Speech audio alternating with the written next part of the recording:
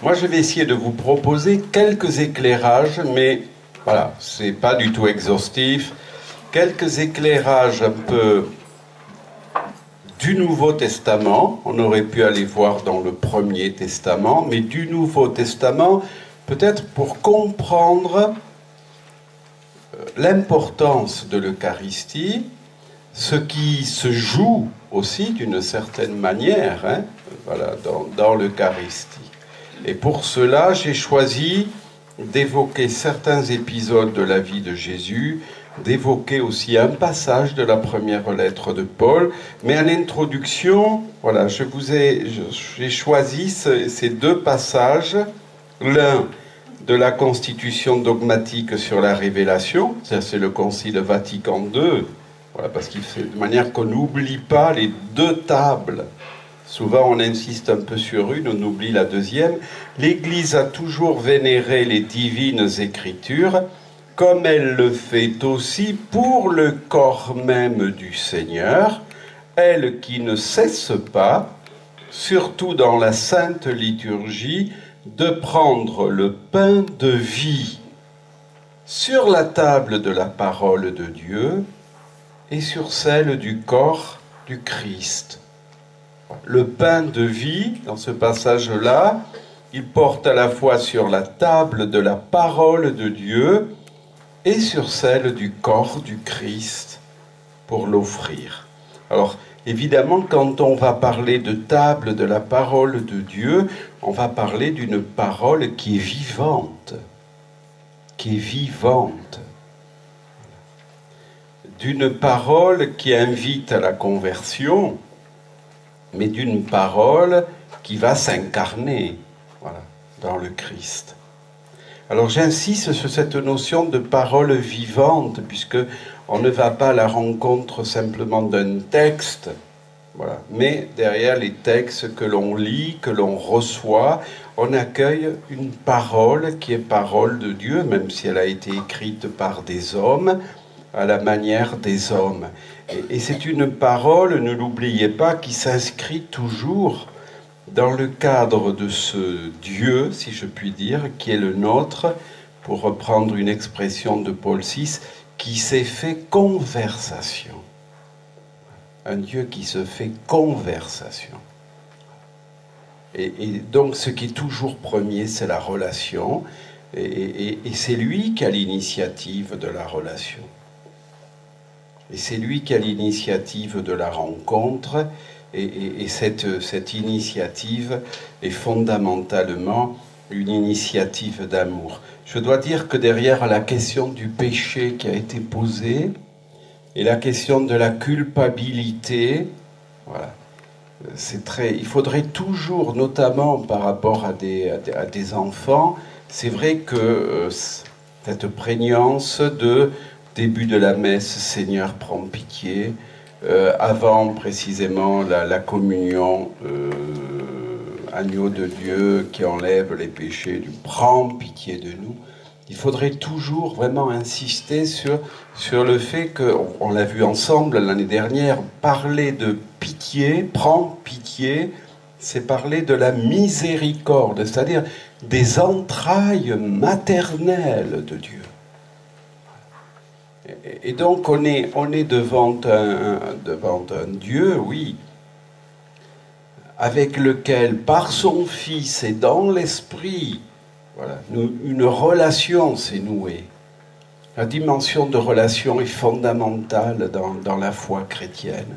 Si on n'est pas dans la relation, on est dans le rite, ou on est dans la morale.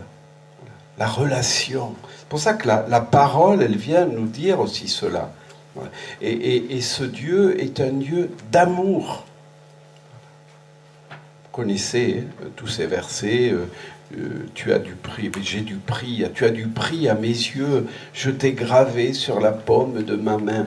Il y a un passage de la première lettre de Jean qui pour moi est capital. Même si ta conscience venait à te condamner, moi je ne te condamnerai pas. Vous voyez, même si ta conscience venait à te condamner, moi je ne te condamnerai pas. Voyez comment, par le fait même, la reconnaissance de son péché ne devrait pas nous conduire à des culpabilisations morbides, mais au contraire à accueillir davantage l'amour de celui qui s'offre à nous pour nous recréer. On aura l'occasion d'y revenir. En tous les cas, voilà, premier point, voilà, lorsque je pense le pain reçu du corps du Christ, ici vous voyez que Dei Verbum évoque aussi le pain de vie sur la table de la parole. Sur la table de la parole. Il ne faudrait jamais séparer les deux. Le deuxième texte, d'ailleurs, est tiré de la Constitution sur la liturgie, les deux parties qui constituent en quelque sorte la messe, c'est-à-dire la liturgie de la parole et la liturgie eucharistique, sont si étroitement unies entre elles qu'elles constituent un seul acte de culte. Ça, c'est la grande nouveauté du Concile Vatican II. Avant le Concile Vatican II, on mettait l'accent essentiellement, bien sûr, sur le sacrifice eucharistique. Et avec le Concile Vatican II, on va redécouvrir l'importance de ces deux tables. Donc, alors, elles sont d'autant plus importantes que c'est précisément la table de la parole qui peut me permettre de comprendre de l'intérieur la signification profonde de la table eucharistique. La table eucharistique est indissociable. Et derrière la table de la parole, il y a toute l'histoire de la révélation biblique, Premier Testament, et puis ensuite, bien sûr, le Christ qui vient. Alors, je n'évoquerai pas le Premier Testament, mais précisément, j'évoquerai certains textes qui peuvent éclairer l'importance de la table eucharistique. Et là, je me situe du côté de la table de la parole. Alors, un premier point, on ne l'évoque pas toujours, ou pas souvent, ce sont les repas de Jésus. Je ne peux saisir véritablement l'importance de ce dernier repas que Jésus prend avec ses disciples que si j'ai en mémoire tous les repas qu'il a partagés, non seulement avec les siens, mais qu'il a partagés, vous le savez, avec les publicains, avec les pécheurs, avec tous celles et ceux qui, d'une manière ou d'une autre, étaient exclus du culte, étaient en dehors du cadre assez strict de la religion, faite de pureté, faite d'impureté. Donc, comprendre à ce niveau-là la dimension sociale et religieuse des repas. Dans le monde juif, les repas ont, peut-être pas que dans le monde juif, ont cette dimension-là. C'est une dimension sociale, mais en même temps aussi religieuse. Vous vous souvenez sûrement, dans l'évangile de Marc, on évoque tous ces rites de pureté, de purification qui précèdent le repas. Voilà. Il faut se laver les mains, il faut laver les ustensiles, et précisément on reproche à Jésus et à ses disciples de ne pas les respecter. On sait que les pharisiens avaient coutume, c'était une de leurs caractéristiques, de se réunir le jour du Shabbat, pour des repas qu'ils prenaient en commun. Évidemment, des repas où les règles de pureté étaient rigoureusement respectées. Or, d'une certaine manière, on peut dire que ce qui va caractériser Jésus, et ce qui va caractériser le règne de Dieu qu'il annonce et qu'il incarne, c'est vrai que c'est le fait qu'il fréquente. Il fréquente des hommes et des femmes que la religion réprouve, que la société exclut. Et cette liberté totale, notamment à l'égard des règles de pureté. Elle va trouver une expression forte, peut-être même la plus symbolique qui soit, dans les repas. Regardez dans l'Évangile le nombre de fois où il est question des repas. Jésus qui prend ses repas avec des publicains, avec des pécheurs, à commencer d'ailleurs par après l'appel de Lévi. Après l'appel de Lévi, le publicain de Capharnaüm, aussitôt il y a un repas. Et qu'est-ce qui se passe le plus souvent? Tout le monde récrimine contre Jésus. Ces repas portent en eux-mêmes, je dirais, une dimension de contestation, puisque se retrouvent à cette table des hommes et des femmes qui, le plus souvent d'ailleurs, peuvent être exclus, considérés comme impurs, comme indignes. Voilà. Et donc, si vous regardez l'Évangile, vous verrez que dès le début du ministère public, la question des repas est une source d'opposition de Jésus avec ses adversaires. Et on récrimine contre lui. Vous connaissez Luc chapitre 15, verset 2. On récrimine contre Jésus parce qu'il fait bon accueil et il mange, bon accueil aux pécheurs, et il mange avec eux. Auxquels, d'ailleurs, des accusations auxquelles Jésus va répondre par la parabole de la brebis perdue, de la drachme perdue et du Père prodigue. On peut donc dire qu'avec Jésus, je dirais, la table est ouverte. Personne n'en est exclu. Et lorsque ses adversaires se scandalisent, notamment après l'appel de Matthieu, suivi d'un repas avec des publicains, que fait Jésus? Jésus justifie le fait qu'il mange avec des publicains par une citation d'Osée, c'est la miséricorde que je veux, non le sacrifice. Et puis il continue, je suis venu appeler non les justes mais les pécheurs. Cela c'est dans l'évangile de Matthieu, c'est au chapitre 9, versets 9 à 13. Une table qui est ouverte, dont personne n'est exclu, et qui symbolise la venue du règne de Dieu. La venue de ce Dieu qui, en son Fils, se présente comme un Dieu de miséricorde, un Dieu d'amour, et non pas peut-être le Dieu des sacrifices, auquel certains l'avaient réduit. On pourrait ajouter aussi, par rapport à ces repas, l'importance de l'enseignement de Jésus sur le fait que ce qui souille l'homme, l'être humain, ce n'est pas de manger avec des mains non lavées,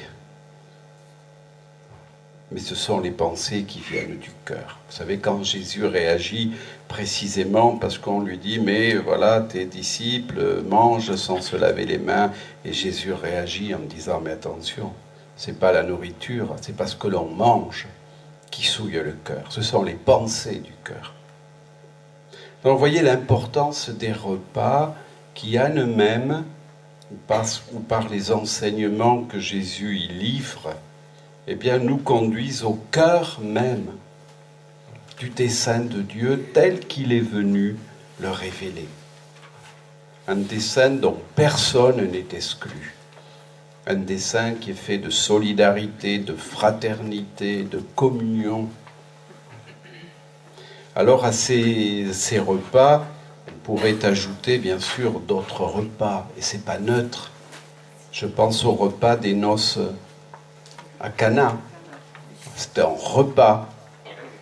Et là, vous connaissez la symbolique de l'eau qui est changée en vin à la prière de Marie. Cette eau qui évoque là les 6 jarres qui servaient à la purification et qui vont être transformés dans le vin qui annonce l'accomplissement de l'alliance. Je pense aussi au repas de Jésus chez Simon le pharisien. Ça, c'est dans l'évangile de Luc, au chapitre 7. Vous connaissez sans doute l'histoire. Je me permets juste de la rappeler. Jésus est invité chez Simon, et puis voilà qu'une femme, voilà, connue comme pécheresse, alors on peut tout imaginer, vient, se précipite, baise les pieds de Jésus et en même temps les couvre de parfum. Et là, le Simon, le pharisien, se dit, mais si cet homme était vraiment un prophète, il saurait qui est cette femme. Or, précisément, Jésus est prophète. Et lui, il sait bien que cette femme n'est pas la femme voilà, que tout le monde considère comme pécheresse, mais qu'elle est aussi capable d'amour. Et il sait reconnaître l'amour qui habite cette femme, au-delà des préjugés et au-delà de ce que tout le monde peut dire d'elle. C'est un repas. Je pense aussi à un autre repas qui d'ailleurs va donner lieu peut-être chez Jésus à une prise de conscience de l'ouverture aux païens, voilà, du message qui est le sien. C'est l'épisode de la syrophénicienne. Voilà, cette femme, c'est dans l'évangile de Matthieu au chapitre 15, là ce sont les versets 21 et 28, hein, cette femme qui supplie Jésus de venir guérir son enfant, et Jésus lui répond d'abord, mais je ne suis venu je suis venu pour les brebis perdues d'Israël. Et il a une parole un peu dure en disant, mais les chiens... Et puis la femme répond, mais au fond les chiens se nourrissent des miettes qui tombent de la table. Tout ça, c'est toujours dans un contexte de repas. Donc il me semble que voilà, cette importance des repas dans la vie de Jésus, j'aurais pu évoquer la multiplication des pains. Alors certes, c'est pas un repas, mais c'est une multiplication des pains. Et j'aime bien d'ailleurs souvent me dire que le même Jésus qui répond que l'homme ne se nourrit pas seulement voilà, du pain, mais qu'il se nourrit de la parole de Dieu, mais ce même Jésus est attentif à la foule affamée. Il va la nourrir. Et dans l'évangile de Jean, vous savez sans doute qu'il y a comme un lien entre à la fois ce miracle, ce signe, dit Jean, c'est-à-dire de la multiplication des pains, et puis le discours qui suivra au chapitre 6 de son évangile, autour du pain de vie. Voilà. Il est, lui, le pain de vie. Donc il me semble qu'une telle importance des repas dans la vie de Jésus, comme signe de la nouveauté du règne de Dieu qu'il incarne, peut éclairer, doit, on pourrait même dire, le sens profond de ce dernier repas de Jésus. Souvent, on s'arrête au dernier, mais on oublie tous les autres. Or, ce qui donne sens, peut-être le sens majeur, à ce dernier repas, c'est qu'il a été précédé par tous les autres. Et que par le fait même, lorsque Jésus dira « Faites ceci en mémoire de moi », le mémoire de moi porte, certes, sur ce que Jésus vient d'accomplir dans ce dernier repas, mais il porte aussi sur le fait que ce que Jésus accomplit là, voilà, est indissociable de tout ce qu'il a vécu avant, indissociable de sa vie donnée. Alors je vous avais mis les deux textes à propos des derniers repas de Jésus. C'est juste, là c'est peut-être pour des questions, vous savez sans doute qu'il y a deux traditions. Il y a une tradition que l'on trouve chez Marc et chez Matthieu. Voilà, prenant le repas, il prit du pain, et après avoir prononcé la bénédiction, il le rompit, le leur donna et dit « Prenez, ceci est mon corps ». Puis il prit une coupe et après avoir rendu grâce, il la leur donna et ils en burent tous. Et il leur dit, ceci est mon sang, le sang de l'alliance versé pour la multitude. Alors dans cette tradition qui est celle de Marc et de Matthieu, on ne voit pas apparaître directement l'invitation à faire mémoire. Elle apparaît surtout chez Luc et Paul. Voilà, il y a deux traditions un peu différentes. Il n'en est pas moins vrai que si vous regardez bien, ceci est mon sang, le sang de l'alliance. Ici, on est dans une référence à la libération d'Égypte. Tandis que Luc et Paul, eux, se réfèrent davantage. Puis il prit du pain et après avoir rendu grâce, il rompit et le leur donna en disant, ceci est mon corps donné pour vous, faites ceci en mémoire de moi. Et pour la coupe, il fit de même en disant, cette coupe est la nouvelle alliance en mon sang versé pour vous. Alors dans une tradition, on va évoquer plutôt l'alliance liée à la libération d'Égypte. Dans une autre tradition, on va évoquer la nouvelle alliance, c'est-à-dire notamment en référence à la prophétie de Jérémie au chapitre 31.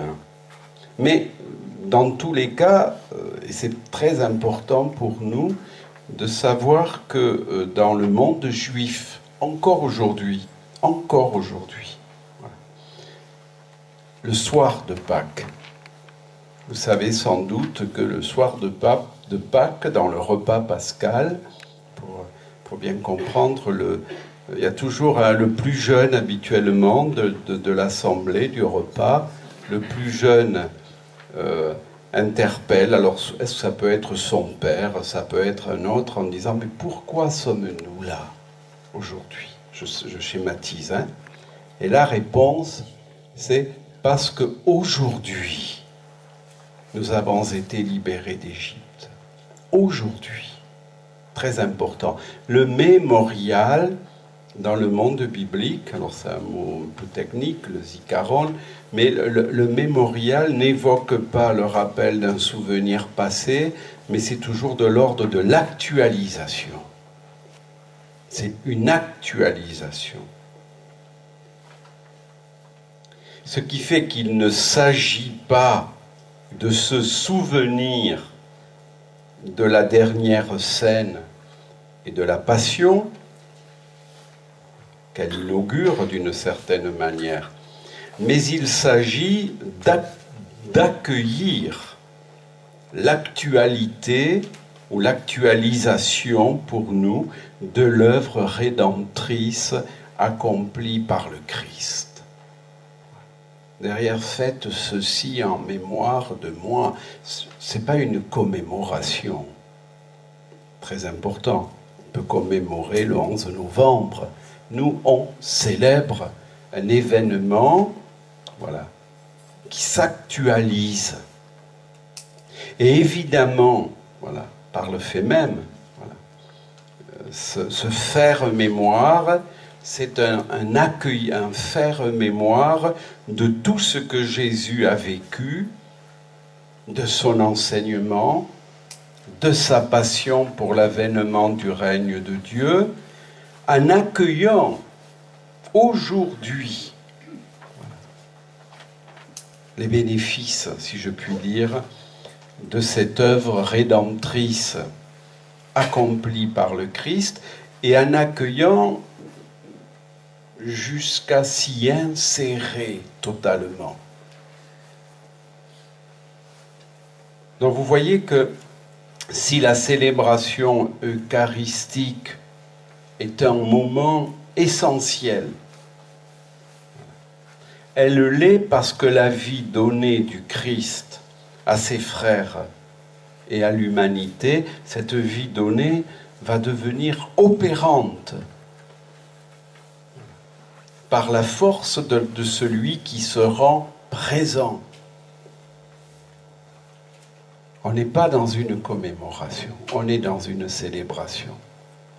Ce n'est pas simplement les dernières paroles de Jésus, c'est certes des paroles où Jésus, d'une certaine manière, interprète le sens de sa vie donnée. Mais c'est pour qu'aujourd'hui nous en vivions.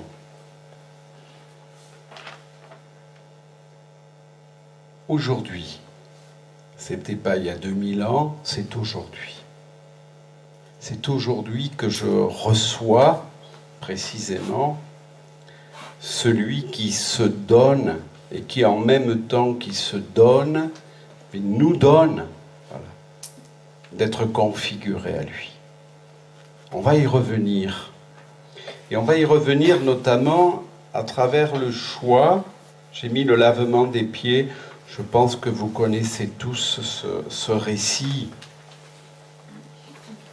Vous le connaissez. C'est pas neutre. Si Jean, volontairement, mais évoque cet épisode-là. Alors c'est vrai qu'on pourrait dire que dans Jean, au chapitre 6 de son évangile, a déjà évoqué le pain de vie. Il l'a déjà fait. Celui qui me mangera, même s'il meurt, vivra. Celui qui mangera ma chair. Il a déjà évoqué ce qui d'ailleurs a suscité un certain émoi. Mais je voudrais que peut-être qu'on soit attentif au début du récit. Avant la fête de la Pâque, Jésus, sachant que son heure était venue, l'heure de passer de ce monde au Père, lui qui avait aimé les siens qui sont dans le monde, les aima jusqu'à l'extrême. C'est ça qui est important. Lui qui avait aimé les siens qui sont dans le monde, les aima jusqu'à l'extrême.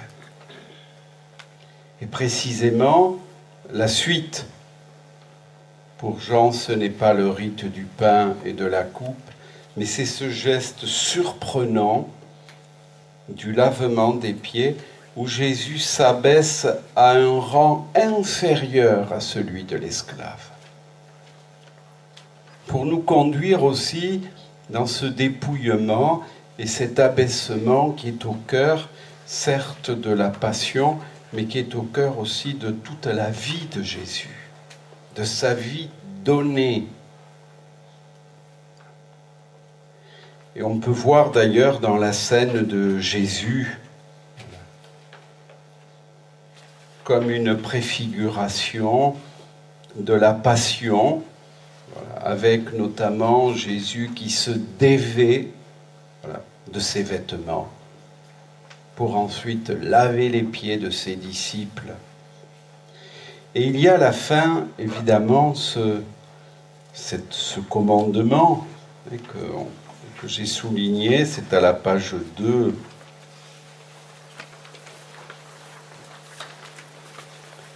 Dès lors, si je vous ai lavé les pieds, moi le Seigneur et le Maître, vous devez vous aussi vous laver les pieds les uns aux autres. Car c'est un exemple que je vous ai donné. Et là, évidemment, Jean nous conduit au cœur même de la vie du disciple, appelé à se faire serviteur de ses frères. Mais il pourrait y avoir quand même un risque, c'est que Jésus ne soit ici reconnu que comme un modèle. Alors je vais vous lire un commentaire que je trouve assez remarquable. C'est Bernadette Escaffre qui est enseignante à Toulouse. Et vous allez voir comment elle commente cet épisode-là. On est là dans l'Eucharistie, au sens fort du terme. Voilà ce qu'elle écrit. Le disciple n'est pas invité à copier le maître. Nous, on pense toujours cela d'abord. Le disciple n'est pas invité à copier le maître, mais à comprendre que l'amour de Jésus engendre celui des disciples. Il ne s'agit pas de copier, mais il s'agit d'accueillir l'amour de Jésus qui va engendrer celui des disciples. Et elle continue, dans la mesure où le disciple a l'expérience de l'amour du Maître et qu'il se laisse aimer, il pourra aimer à son tour. Dans la mesure où le disciple a l'expérience de l'amour du Maître et qu'il se laisse aimer, il pourra aimer à son tour. Et il me semble qu'à sa manière, là, Jean nous conduit au cœur même de ce qui se vit dans l'Eucharistie. Lorsque nous accueillons et nous acceptons de nous laisser aimer par celui qui se donne totalement à nous pour qu'à notre tour, nous puissions aimer. Mais vous voyez que on pourrait, voilà, dès lors, si je vous ai lavé les pieds, moi le Seigneur, vous devez vous aussi vous laver les pieds les uns les autres, car c'est un exemple, on pourrait en rester simplement à la dimension de l'exemple. Voilà. Mais c'est beaucoup plus que cela. Et ce que, d'une certaine manière, Jean a peut-être davantage compris, c'est que la passion, voilà, à travers la passion, c'est précisément au terme d'une vie tout entière donnée. Il s'agit bien du Christ qui s'abaisse et qui se donne par amour pour l'humanité, totalement, qui ne retient rien de lui, mais qui se donne en nourriture. La condition étant que nous acceptions de le recevoir, de nous laisser aimer, pour ensuite pouvoir aimer comme il aime. Alors je vous ai mis ensuite un autre texte. Il est très étonnant. C'est dans l'évangile de Luc. Ils en arrivèrent à se quereller. Alors, ce que je ne vous ai pas dit, pardon, c'est que si vous regardez bien chez Luc, ça vient immédiatement après l'institution de l'Eucharistie. Vous avez l'institution de l'Eucharistie, on est au chapitre 22, et puis vous avez « Ils en arrivèrent à se quereller sur celui d'entre eux qui leur semblait le plus grand.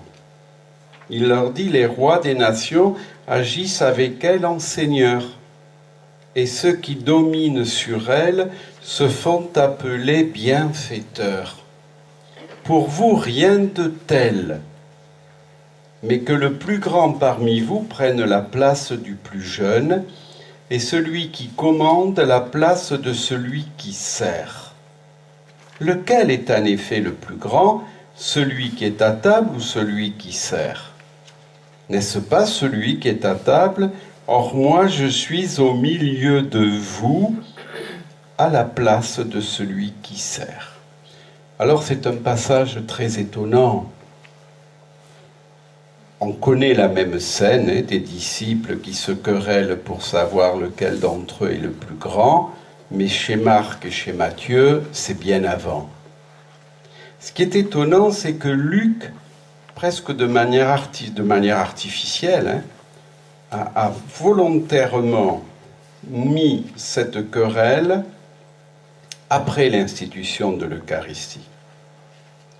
Alors pourquoi l'a-t-il située là ?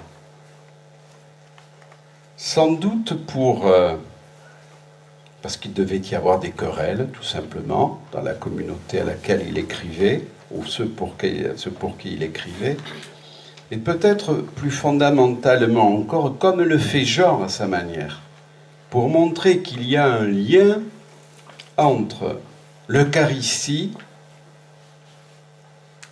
l'institution de l'Eucharistie, et la manière dont les rapports de pouvoir doivent être pensés au sein de la communauté chrétienne.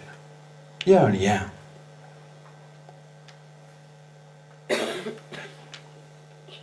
C'est-à-dire que de la même manière que voilà, Jésus se met à la place de celui qui sert, eh bien, les disciples, dans le prolongement même de l'Eucharistie, vont devoir, par leur manière d'être et de vivre, ils vont devoir incarner une manière particulière de vivre les rapports de pouvoir. Et voyez que là, chez Luc, il y a comme une dimension presque sociale, presque politique même, si je puis dire, qui découle de l'Eucharistie. Ils se querellent, et Jésus leur rappelle à ce moment-là, mais voilà, il leur dit, lequel en effet est le plus grand ? Celui qui est à table ou celui qui sert ? N'est-ce pas celui qui est à table ? Or moi je suis au milieu de vous à la place de celui qui sert. Il y a là, comme vous le voyez, une insistance de Luc sur le fait que si l'on prend véritablement au sérieux voilà, ce qu'est l'Eucharistie, alors les relations au sein des communautés chrétiennes ne devraient plus être à l'insigne des querelles de pouvoir, des querelles de jalousie, mais du service, le plus grand, d'une certaine manière, devenant paradoxalement le plus jeune, le plus petit. C'est ce que Jésus enseigne ailleurs. On est peut-être avec Jean et avec Luc là sur une invitation à aller, voilà, à creuser. Voilà. Qu'est-ce que ça veut dire que faire mémoire voilà, du Christ qui se donne en nourriture. Et là, l'un et l'autre insistent sur la dimension du service. Mais un service, et là on revient à la question du péché d'avant pour moi, un service où l'on commence d'abord par accueillir celui qui se fait notre serviteur. Et là on n'est pas dans la morale. Si on prenait conscience de cela, on comprendrait tout de suite qu'on n'est pas dans la morale. On est dans une attitude spirituelle forte, dans une relation où le premier qui se donne et qui se fait notre propre serviteur, c'est précisément le Christ, pour qu'à notre tour, nous devenions serviteurs de nos frères. Vous voyez cette transformation qu'opère voilà, le don du Christ. On est dans une relation, dans une configuration qui se situe dans le prolongement de ce que Jésus a vécu tout au long de sa vie. Alors on va retrouver cela dans l'enseignement de Paul. J'ai choisi plutôt deux textes. Le premier texte, vous savez que Paul écrit bien avant les évangélistes, donc c'est toujours important de se dire qu'on est là dans les premiers textes chrétiens, chez Paul, et avec une première élaboration de ce qui pourrait être une théologie, une compréhension de ce qu'est l'Eucharistie. Voilà le premier texte, la première lettre aux Corinthiens au chapitre 10. Vous savez sans doute que la communauté de Corinthe était une communauté extrêmement divisée. Il y avait des quantités de divisions. D'ailleurs, le début de la lettre est marqué par cela. Paul évoque que des gens de Chloé lui ont appris que l'un dit « moi je suis à Céphas », l'autre dit « moi je suis à Paul, moi je suis à Apollos ». Et Paul commence par planter la croix du crucifié au milieu de la communauté. Il dit « attention, ne nous trompons pas de fondement. Notre fondement, c'est la croix du crucifié ressuscité. » Et il évoque un petit peu plus loin, au chapitre 10. Regardez bien. La coupe de bénédiction que nous bénissons n'est-elle pas une communion au sang du Christ? Le pain que nous rompons n'est-il pas une communion au corps du Christ? Puisqu'il n'y a qu'un seul pain, nous sommes tous un seul corps, car nous participons à cet unique pain. Alors évidemment, le mot communion ici est extrêmement important, et le mot est un seul corps, unique pain. Voilà. Pour Paul, le repas du Seigneur est fondamentalement le lieu où la communauté tout entière, notez bien, c'est la communauté tout entière, se reçoit de celui qui forge et nourrit sa communion. C'est la communauté tout entière. Quand on lit les lettres de Paul, on constate que Paul n'a absolument pas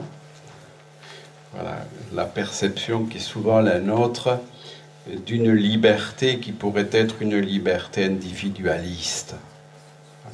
Pour Paul, et pour lui c'est fondamental, nous avons tous été baptisés dans le Christ. Et si nous avons été baptisés dans le Christ, alors non seulement cela veut dire que nous lui appartenons, ça revient constamment dans ces lettres, nous lui appartenons, mais plus fondamentalement encore, nous formons le corps du Christ. Et lorsque Paul pense la vie du baptisé, il la pense nécessairement dans sa dimension communautaire. Parce que nous appartenons au corps du Christ. Et que nous sommes responsables les uns des autres.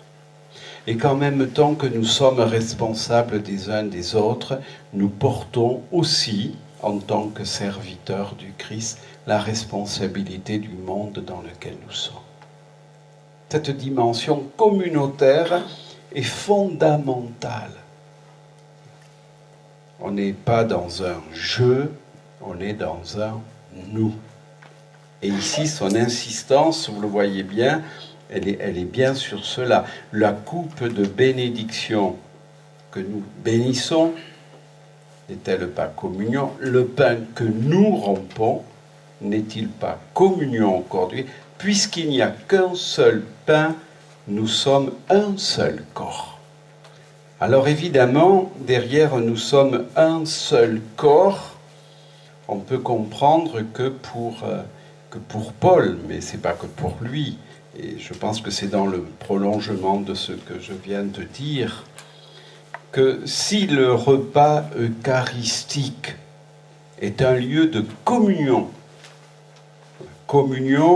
voilà, à celui qui forge et nourrit notre propre communion. Si le repas eucharistique est un lieu de communion, il doit donc être aussi un lieu de fraternité et de partage. Lieu de fraternité et de partage où la réception du même pain doit nous permettre de surmonter les querelles, les différences. Mais malheureusement, ce n'est pas toujours le cas. Je ne parle pas d'aujourd'hui. Mais voilà, déjà, ce n'était pas toujours le cas. Et vous allez voir que cela va susciter dans la première lettre aux Corinthiens de Paul, toujours au chapitre 11, une réaction très violente. Il faut qu'on l'entende, pour qu'on comprenne ce qui se joue là. Mais très violente parce que finalement, vous comprenez bien que dès lors que le corps ecclésial est abîmé, c'est aussi le corps du Christ qu'il est.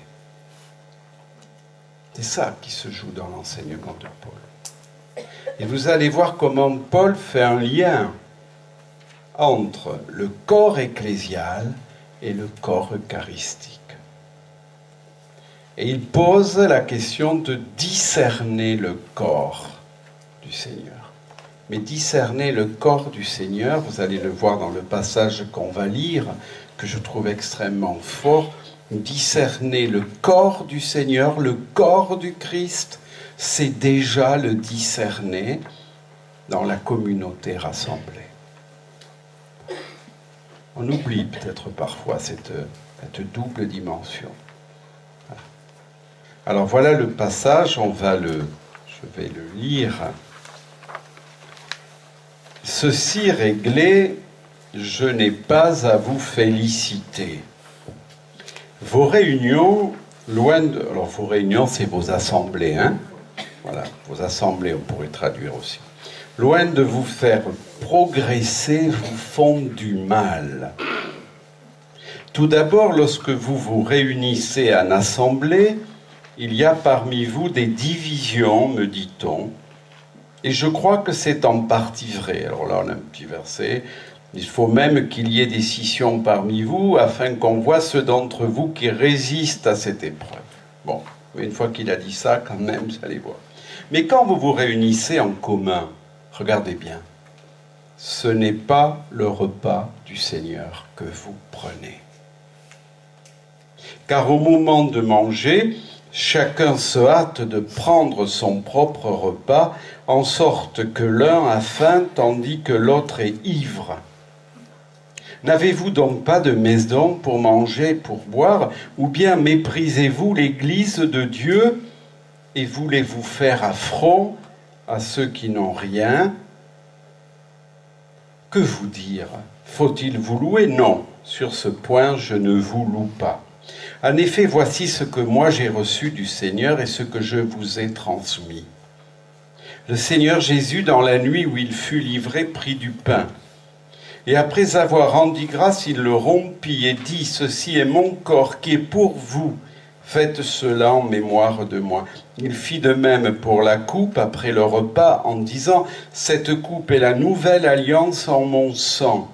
Faites cela toutes les fois que vous en boirez en mémoire de moi. Car toutes les fois que vous mangez ce pain et que vous buvez cette coupe, vous annoncez la mort du Seigneur jusqu'à ce qu'il vienne. C'est pourquoi celui qui mangera le pain ou boira la coupe du Seigneur indignement se rendra coupable envers le corps et le sang du Seigneur. Que chacun s'éprouve soi-même avant de manger ce pain et de boire cette coupe, car celui qui mange et boit sans discerner le corps, mange et boit sa propre condamnation. Quelques éclaircissements, parce que ça pourrait être interprété dans un sens qui n'est absolument pas le sens du texte. Le premier éclaircissement, c'est de rappeler que dans les premiers temps de l'Église, vous le savez sans doute, le repas proprement eucharistique, c'est-à-dire la bénédiction de la coupe et du pain, ce repas proprement eucharistique était précédé par un repas profane. On commençait, c'était les agapes, on arrivait, on mangeait ensemble, et c'est au terme de ce repas que on célébrait le repas proprement eucharistique. C'était à la fin. Voilà. Ce qui se jouait évidemment dans ce repas que l'on prenait ensemble, c'était la fraternité.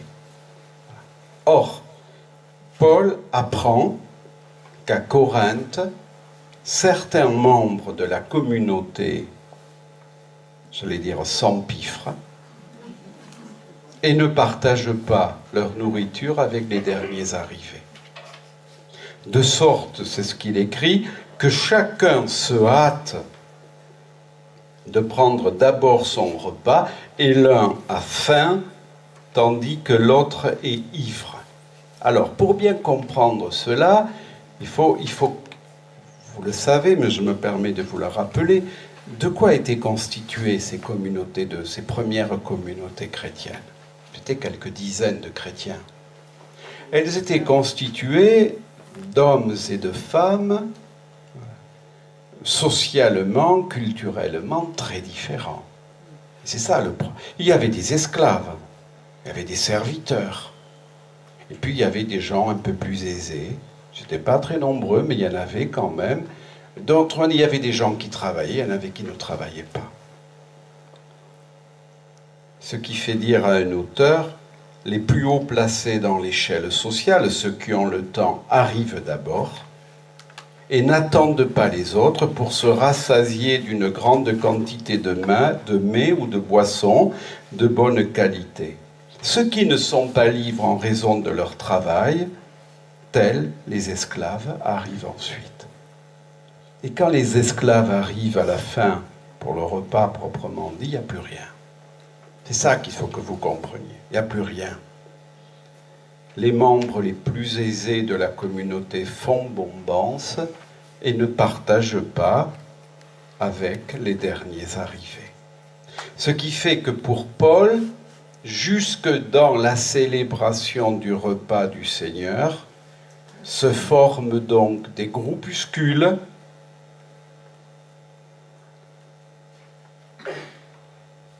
où on donne libre cours à l'égoïsme, voilà, aux inégalités sociales, voire aux excès, s'agissant de ceux qui boivent au point de devenir ivres.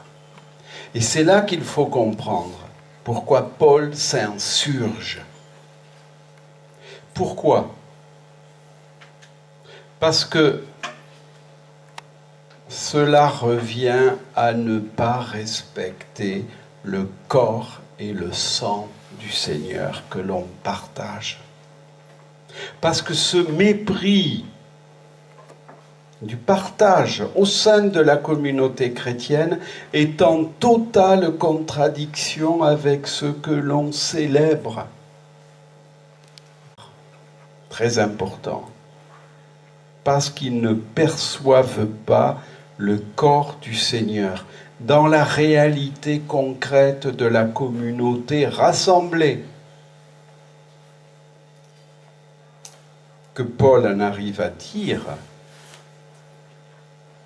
que ceux qui agissent ainsi mangent et boivent leur propre condamnation. Vous voyez, le lien qu'il établit entre la communauté rassemblée dans la diversité sociale qui est la sienne, avec voilà, les différences culturelles, les différences de statut, mais qui est corps du Seigneur. Et le repas que l'on partage, il y a un lien entre les deux. Si je ne respecte pas le corps du Seigneur tel qu'il se donne à voir dans la communauté rassemblée, c'est ma condamnation que je mange, que je bois. Autrement dit, que le repas du Seigneur, signe et nourriture de la nouvelle humanité, née de la mort et de la résurrection du Christ, soit un lieu de discrimination ou d'exclusion, similaire à celle que l'on rencontre habituellement dans la société, cela est pour Paul scandaleux. car faire mémoire du Seigneur, là je reviens, faire mémoire du Seigneur, c'est vivre et poursuivre l'œuvre pour laquelle il a donné sa vie et qui est réactualisée dans chaque repas eucharistique. Et quelle est cette œuvre qu'il a inaugurée en étant vainqueur du péché, du mal? C'est la construction d'une humanité et d'une fraternité nouvelle, où sont abolies toutes les formes de division et de domination, et où chacun est à même de mourir pour l'autre. C'est ça, faire mémoire. Autrement dit, il s'agit bien sûr d'accueillir et de poursuivre l'œuvre de communion pour laquelle le Christ a donné sa vie et qu'il n'a cessé d'incarner tout au long de son ministère, notamment, mais pas de manière exclusive, à travers ses repas.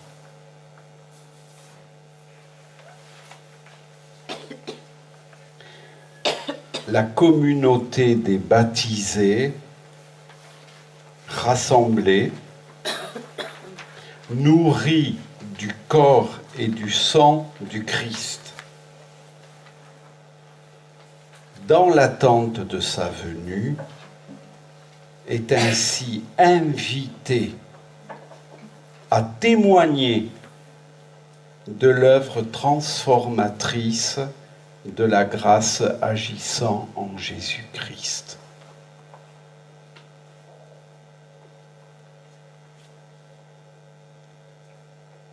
En se recevant de celui qui forge sa communion,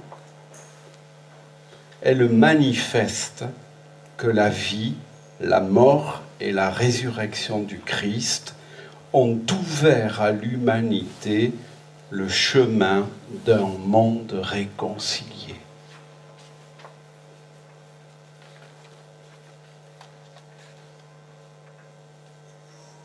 C'est ce que l'on va retrouver, et je vais conclure puisque je vois que le temps...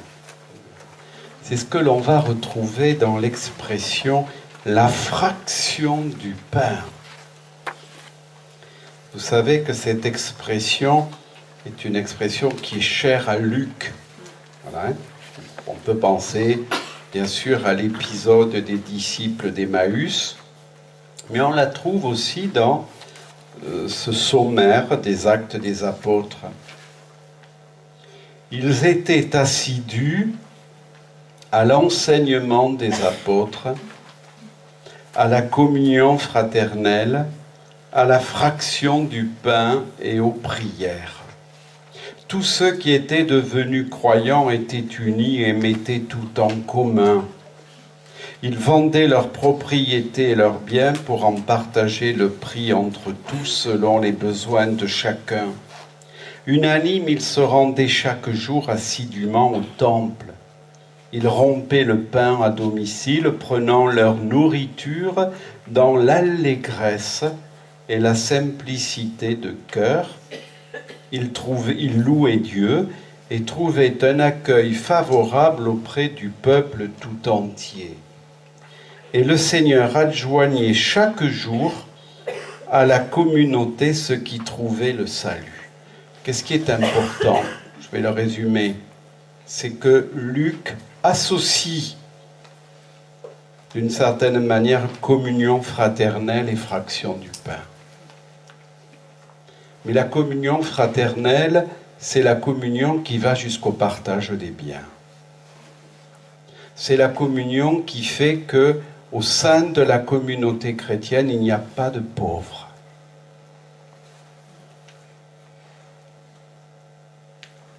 Et la communauté, devient ainsi signe de ce monde nouveau qui est né de la mort et de la résurrection du Christ. Mais un lien est établi. entre l'Eucharistie et une communauté qui est à la fois joyeuse, fraternelle et solidaire. Alors vous allez voir que les 3 derniers textes sont l'un de Saint Jean-Paul II, l'autre de Benoît XVI et le 3e du pape François. Ça, il n'y a pas de jaloux. Mais vous allez voir qu'ils reprennent, ils reprennent, chacun à leur manière, mais ce qu'on vient de se dire. L'Eucharistie, Saint Jean-Paul II, dans la lettre apostolique Mane nobiscum Domine, c'est « Reste avec nous, Seigneur ». Vous savez, les disciples d'Emmaüs, reste avec nous. L'Eucharistie n'est pas seulement une expression de communion dans la vie de l'Église, elle est aussi un projet de solidarité pour l'humanité tout entière. Dans la célébration eucharistique, l'Église renouvelle continuellement sa conscience d'être, mais l'Église, on pourrait dire chaque assemblée qui se réunit, d'être signe et instrument non seulement de l'union intime avec Dieu, mais aussi de l'unité de tout le genre humain. Chaque messe, même célébrée de manière cachée et dans une région retirée du monde, porte toujours le signe de l'universalité. Le chrétien qui participe à l'Eucharistie apprend par elle à se faire artisan de communion, de paix, de solidarité, dans toutes les circonstances de la vie. L'image de notre monde déchiré qui a inauguré le nouveau millénaire avec le spectre du terrorisme et la tragédie de la guerre appelle plus que jamais les chrétiens à vivre l'Eucharistie comme une grande école de paix où se forment des hommes et des femmes qui, à différents niveaux de responsabilité dans la vie sociale, culturelle, politique, deviennent des artisans de dialogue et de communion. C'est ça. Et cela commence, bien sûr, par l'importance de vivre ce dialogue et cette communion au sein de la communauté rassemblée. Oui, la cohérence. Benoît XVI dans Dieu est amour.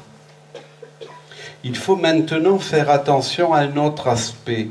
La mystique du sacrement a un caractère social. Parce que dans la communion sacramentelle, je suis uni au Seigneur comme toutes les autres personnes qui communient.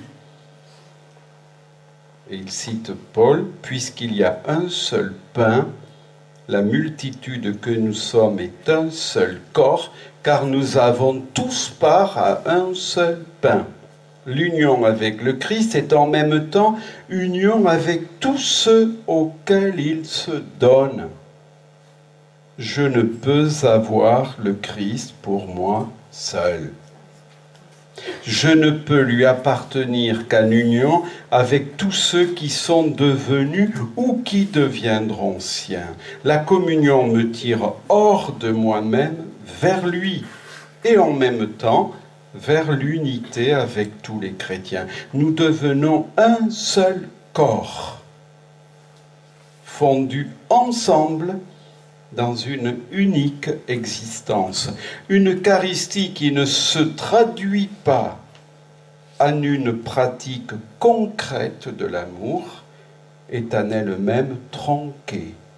Réciproquement, et ça il l'évoquera plus loin, comme nous devrons encore l'envisager plus en détail, le commandement de l'amour ne devient possible que parce qu'il n'est pas seulement une exigence.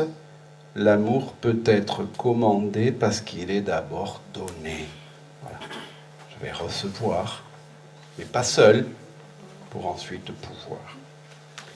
Et puis cette catéchèse du pape François, catéchèse sur l'Eucharistie, il y a des signaux très concrets qui nous permettent de comprendre comment nous vivons cela, comment nous vivons l'Eucharistie.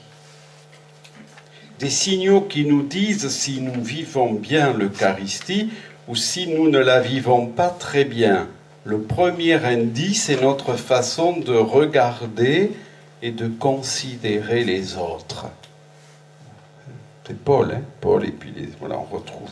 Dans l'Eucharistie, le Christ réalise d'une manière toujours nouvelle le don qu'il a fait de lui-même sur la croix. Toute sa vie est un acte de partage total de lui-même par amour. Toute sa vie. Et l'Eucharistie, ce qu'on a vu ensemble. C'est pour cela qu'il aimait être avec ses disciples et avec les personnes qu'il avait la possibilité de connaître. Cela signifiait pour lui partager leurs désirs, leurs problèmes, ce qui agitait leur âme et leur vie. Et nous, lorsque nous participons à la messe, nous nous retrouvons avec des hommes et des femmes de toutes sortes, des jeunes, des personnes âgées, des enfants, des pauvres et des personnes âgées. Aisés, des gens du coin ou des étrangers, en famille ou seuls. Mais l'Eucharistie que je célèbre me porte-t-elle à les voir tous vraiment comme des frères et sœurs? Est-ce qu'elle fait grandir en moi la capacité de me réjouir avec celui qui est dans la joie et de pleurer avec celui qui pleure? Ça, c'est une référence à Paul dans la lettre aux Romains. Est-ce qu'elle me pousse à aller vers les pauvres, les malades, les personnes marginales?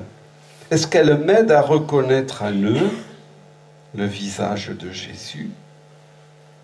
Nous allons tous à la messe parce que nous aimons Jésus et que nous voulons partager dans l'Eucharistie sa passion et sa résurrection.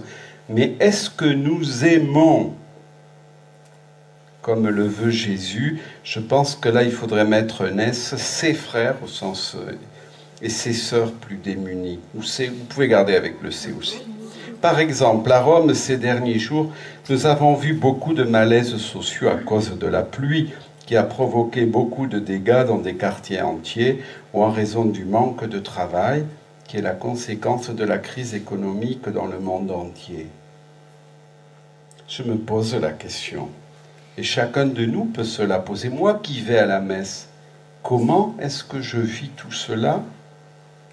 Est-ce que je me préoccupe d'aider ceux qui sont touchés par ces problèmes, de m'approcher d'eux, de prier pour eux? Ou bien est-ce que je suis un peu indifférent? Ou alors peut-être que je préfère les cancans. Ça, c'est le style. Tu as vu comment elle est habillée, celle-là? Ou tu as vu celui-là, comme il est habillé? C'est parfois ce qui se passe après la messe. Et il ne devrait pas en être ainsi. Nous devrons nous préoccuper de nos frères et sœurs qui sont dans le besoin à cause de la maladie ou d'un problème. Cela nous fera du bien aujourd'hui de penser à nos frères et sœurs qui ont ces problèmes ici à Rome. À cause de la tragédie provoquée par la pluie ou des problèmes sociaux et de travail, demandons à Jésus que nous recevons dans l'Eucharistie de nous aider à les aider. Voilà. On est dans ce que Paul dit de ce lien qu'il y a entre la communauté rassemblée et la communauté et le corps eucharistique. On est aussi dans ce qui nous est dit avec le lavement des pieds, avec cette manière aussi différente de penser les rapports de pouvoir au sein de la communauté chrétienne, donc de les vivre comme des rapports de service. On est dans ce que Jésus a tout au long de son ministère incarné, notamment, et pas de manière exclusive, dans les repas qu'il partage, dans le souci qu'il a de ceux qui ont faim, et dans la manière sans doute aussi où il dénonce l'hypocrisie de ceux qui pensent au sacrifice, mais qui oublient la miséricorde. Merci.